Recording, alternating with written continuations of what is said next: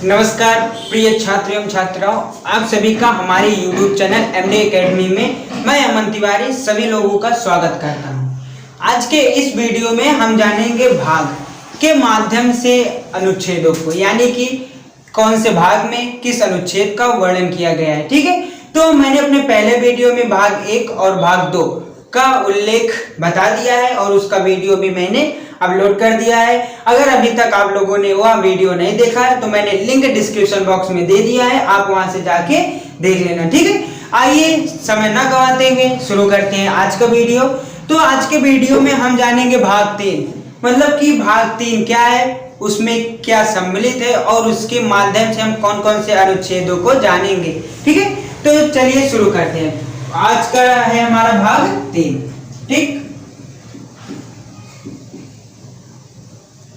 भाग 3।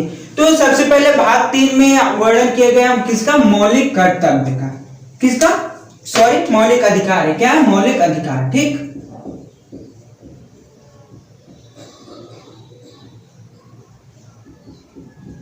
मौलिक अधिकार। ठीक है, तो आइए जानते हैं हमें कितने मौलिक अधिकार प्राप्त हैं और कौन कौन से। तो आपको बता देते हैं कि सबसे पहले हमें 7 मौलिक अधिकार प्राप्त थे। कितने, 7 मौलिक अधिकार प्राप्त थे, लेकिन प्रेजेंट टाइम पर कितने हैं, 6, क्योंकि जो संपत्ति का मौलिक अधिकार था उसको हटा दिया गया है। तो जो 6 मौलिक अधिकार है आइए उनको जान लेते हैं। पहला कौन सा है हमारा, समानता का अधिकार। ठीक,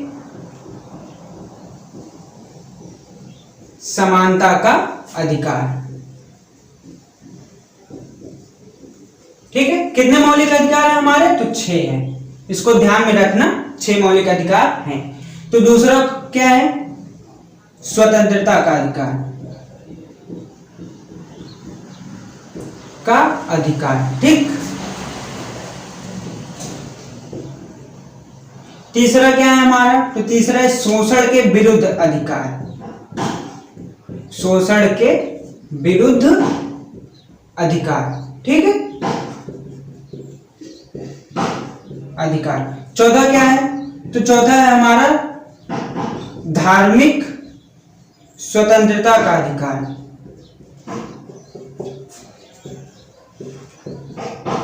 धार्मिक स्वतंत्रता का अधिकार। ठीक, पांचवा क्या है, पांचवा है हमारा संस्कृत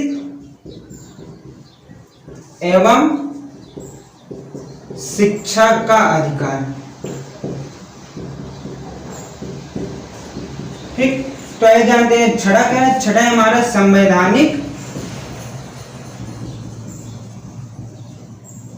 उपचारों का अधिकार, उपचारों का अधिकार। ठीक है, तो हमें कितने प्रकार के मौलिक अधिकार प्राप्त हैं, 6, जो हमने यहाँ ब्लैक बोर्ड पर लिख दिया है। तो आइए जानते हैं कि सबसे पहले समानता का जो अधिकार है यह कितने अनुच्छेदों तक है, यानी कि कितने अनुच्छेद से कितने अनुच्छेद तक है। तो जो है हमारा समानता का अधिकार यह अनुच्छेद 14 से अनुच्छेद 18 तक है। ठीक, अनुच्छेद 14 से अनुच्छेद 18। अगला है हमारा स्वतंत्रता का अधिकार, तो यहाँ अनुच्छेद 19 से अनुच्छेद 22 तक है। ठीक, कितना है, अनुच्छेद 19 से अनुच्छेद 22 तक स्वतंत्रता का अधिकार है। ठीक है, अगला हमारा क्या है, तो शोषण के विरुद्ध अधिकार, तो यह कितने अनुच्छेद तक है, तो यह अनुच्छेद 23 से अनुच्छेद 24 तक है। कितना, अनुच्छेद 23 से अनुच्छेद 24 तक। ठीक, अगला क्या है, धार्मिक स्वतंत्रता का अधिकार, तो यह कितने अनुच्छेदों तक है, तो यह हमारा अनुच्छेद 25 से अनुच्छेद 28 तक। कितना, अनुच्छेद 25 से अनुच्छेद 28 तक। ठीक, अगला क्या है, संस्कृत एवं शिक्षा का अधिकार, तो यह कितने अनुच्छेदों तक है, तो यह अनुच्छेद 29 से अनुच्छेद 30 तक है। कितना, अनुच्छेद 29 से अनुच्छेद 30 तक। ठीक, अगला हमारा संवैधानिक उपचारों का अधिकार, तो यह कितने अनुच्छेदों तक है, तो यह है अनुच्छेद 32 से अनुच्छेद 35 तक। ठीक है, यानी कि 6 मौलिक अधिकारों में हमें 14 से लेकर 35 तक के अनुच्छेदों को पढ़ना पड़ेगा। ठीक है, यानी इन सभी अनुच्छेदों का वर्णन 6 मौलिक अधिकारों में किया गया है। तो हम पढ़ेंगे टॉपिक वाइज, यानी कि पहला अधिकार, फिर दूसरा, फिर तीसरा, ऐसे करके हम भाग 3 में अनुच्छेद 14 से लेकर अनुच्छेद 35 तक के अनुच्छेदों को पढ़ेंगे। ठीक है, तो अब पहला पढ़ते हैं समानता का अधिकार। तो इसको मैं क्लीन कर लेता हूं, फिर पहला पढ़ेंगे अपना समानता का अधिकार। ठीक है, तो हम पहला पढ़ेंगे समानता का अधिकार, जो कि अनुच्छेद 14 से अनुच्छेद 18 तक है। तो पहला अनुच्छेद हम पढ़ेंगे 14। पहला कौन सा अनुच्छेद पढ़ेंगे हम? 14 अनुच्छेद। ठीक है, तो आइए जानते हैं अनुच्छेद 14 में किसका वर्णन किया गया है और इसका तात्पर्य क्या है। तो हमारा अनुच्छेद 14 है विधि के समक्ष समानता। क्या है? विधि के समक्ष समानता। ठीक है,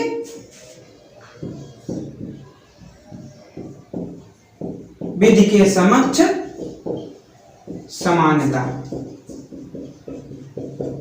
ठीक, तो इससे तात्पर्य क्या है, यानी कि विधि के समक्ष समानता है क्या? तो इसका तात्पर्य है कि जो भारत सरकार द्वारा विधियां बनाई जाती हैं उसका तात्पर्य है कि जितने भी भारतीय लोग हैं सभी के लिए जो कानून रहेगा वह एक समान रहेगा, यानी कि किसी के साथ किसी भी प्रकार के भेदभाव नहीं किए जाएंगे। यानी कि जो विधि बनेगा, जो विधि बनाया जाएगा वह सभी के लिए इक्वल रहेगा, उसमें कोई भी भेदभाव नहीं होगा। ठीक है, तो विधि के समक्ष समानता का तात्पर्य यह है। अगला है हमारा अनुच्छेद 15। अगला क्या है हमारा? अनुच्छेद 15। तो अनुच्छेद 15 में सबसे पहले हम पढ़ेंगे ए को, यानी कि अनुच्छेद 15 ए। ठीक है, तो आइए जानते हैं अनुच्छेद 15 एक में किसका वर्णन किया गया है। तो अनुच्छेद 15 एक जो है वो हमारा कहता है कि लिंग, जाति, समुदाय,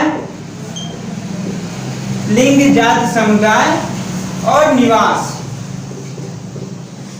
आदि के कारण किसी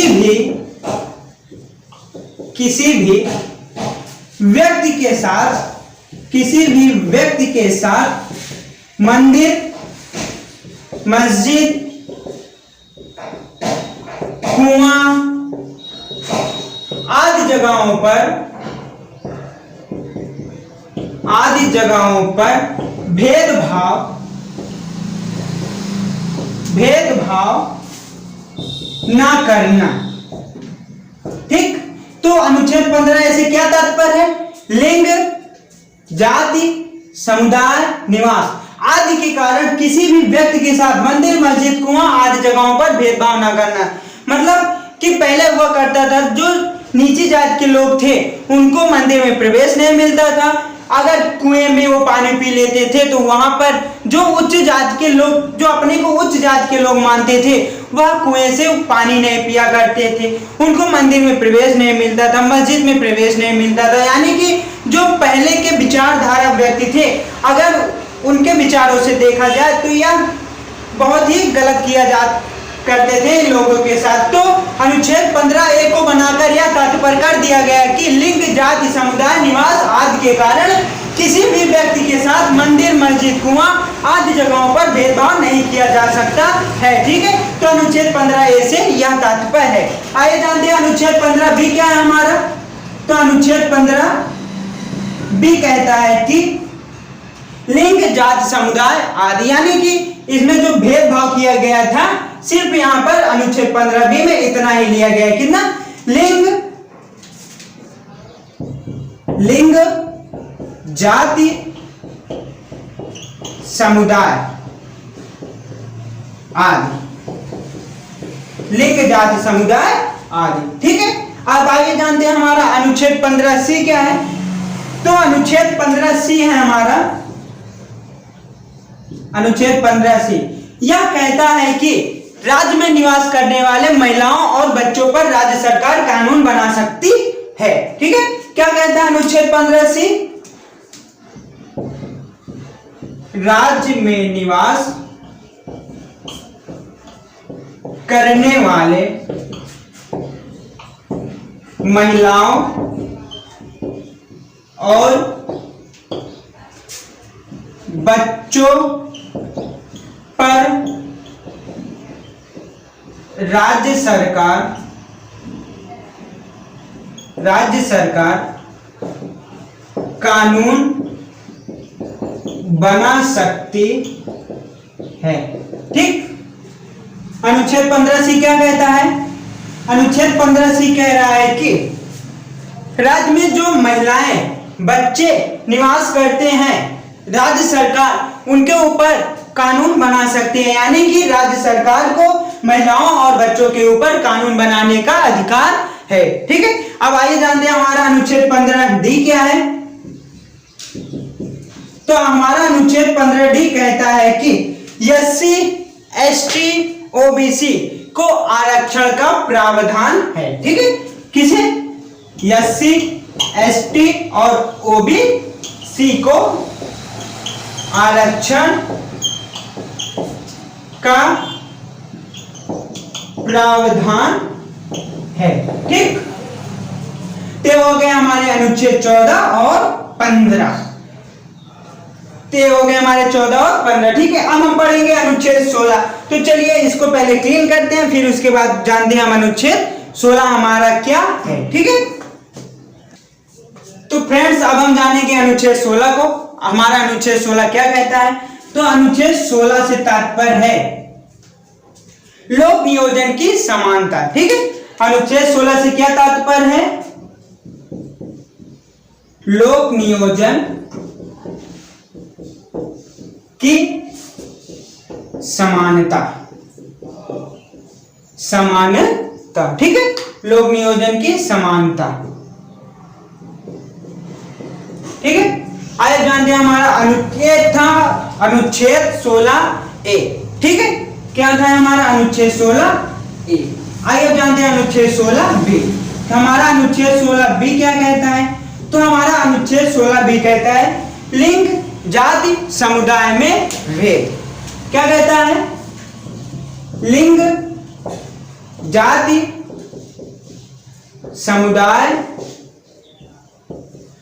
समुदाय में भेद, यानी कि अनुच्छेद 15A।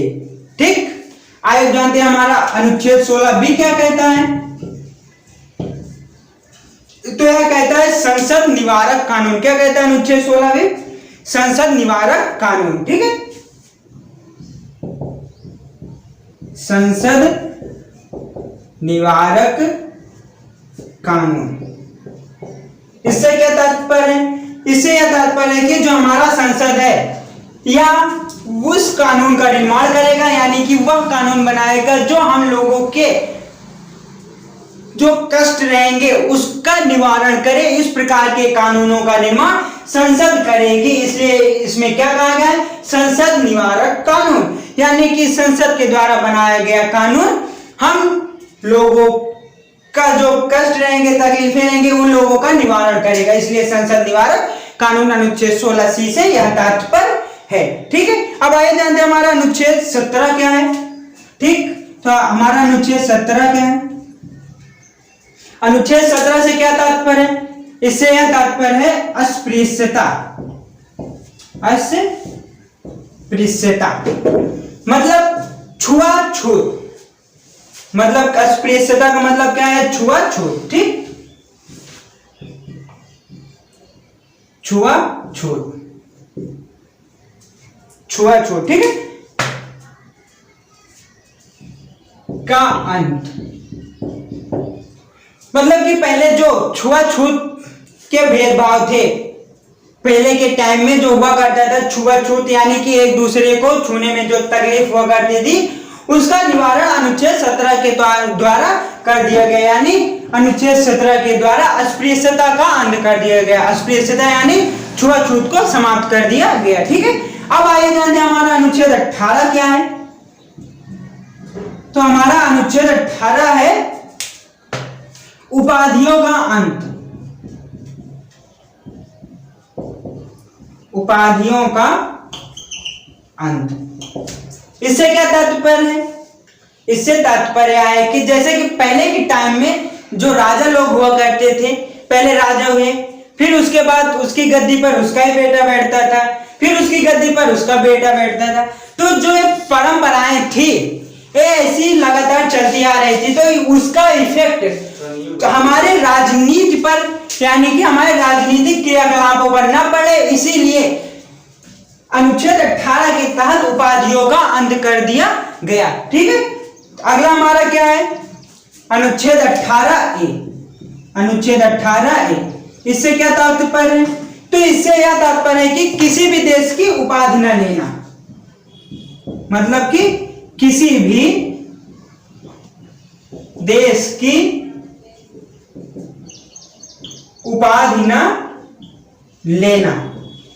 ठीक, जैसे कि भारत का नागरिक है, वह चाहता है कि मैं भारत से जाकर किसी भी अन्य कंट्री में मैं वहां का कोई भी लोकल नेता भी बन जाऊं, या सांसद, लोकसभा अध्यक्ष, राज्यसभा अध्यक्ष, ऐसा अगर वह सोचता है तो अनुच्छेद 18A के तहत जो है उसको उपाधियों का अंत कर दिया गया, यानी कि किसी भी देश की उपाधि जो लेने का प्रावधान था उसे अनुच्छेद 18A के तहत समाप्त कर दिया गया है। यानी कि 18A के तहत किसी भी देश की उपाधि लेने का जो प्रावधान था उसको समाप्त कर दिया गया। ठीक है, अगला हमारा अनुच्छेद 18B। ठीक, अनुच्छेद 18B, इससे क्या तात्पर्य है? तो पहले आगे जान लेते हैं अनुच्छेद 18B क्या कह रहा है। तो यह कह रहा है किसी भी देश का उपहार ना लेना। इससे क्या तात्पर्य है? इससे तात्पर्य है कि जैसे बड़े बड़े देश हुए तो वह छोटे छोटे उपहार देकर कंट्री को, अब ऐसा चाहते हैं कि जो छोटी छोटी कंट्रियां हैं उनको हम कुछ उपहार दें और बदले में हम धीरे धीरे करके उस कंट्री पर अपना कब्जा कर ले। तो ऐसा ना हो, इसीलिए अनुच्छेद 18B के तहत किसी भी देश का उपहार न लेना, उपहार लेने का जो प्रक्रिया थी उसको अनुच्छेद 18B के तहत समाप्त कर दिया गया है। ठीक है, तो आज की वीडियो में बस इतना है। हमने जाना भाग 3 मौलिक अधिकार में पहला समानता का अधिकार, जो था हमारा अनुच्छेद कितना, अनुच्छेद 14 से अनुच्छेद 18 तक। मैं आशा करता हूं कि मैंने जितना भी बताया आप लोगों को समझ में आया होगा। अब हम अगले वीडियो में फिर से मिलेंगे। अभी के लिए बस इतना ही। धन्यवाद एंड थैंक्स फॉर वॉचिंग।